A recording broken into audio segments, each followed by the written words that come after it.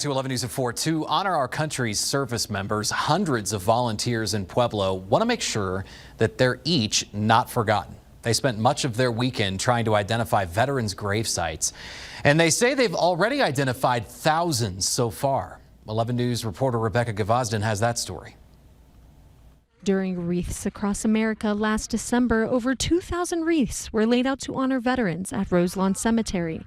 However, there weren't enough wreaths for every veteran, and that bothered Roselawn's director of grounds and facilities, who's a veteran himself. I met Jose and I told him that, I had a real issue with not being able to identify how many veterans we had buried at the cemetery.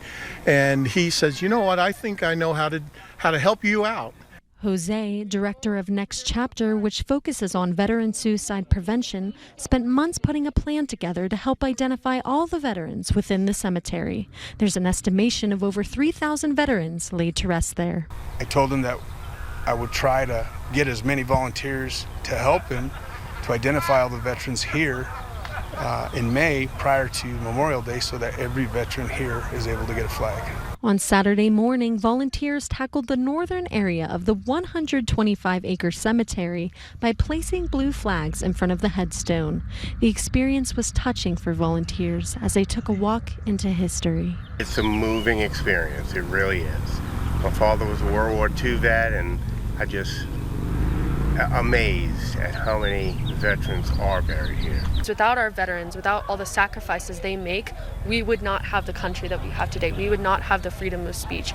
We would not have the freedom of press. We would not have nearly half the things that we do today. After veterans were identified, the information was electronically inputted into a GPS device. When the family member comes and searches their loved ones on their database, not only will their name pop up, but a photo of their headstone as far as where they're at. A veteran volunteer has a message to share with others on the importance of what the identification signified. Take the time to thank a veteran when they see him and, appreciate what they've done for this country. They say freedom is not free, so it does cost. Reporting in Pueblo, I'm Rebecca Gavazden, KKTV 11 News. And if you would like to help, you can join that group on the southern part of Roselawn Cemetery next Saturday morning.